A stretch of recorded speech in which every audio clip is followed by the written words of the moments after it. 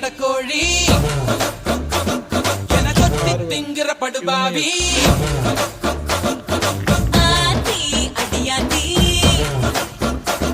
என சுத்த வைக்கிற சுதியத்தி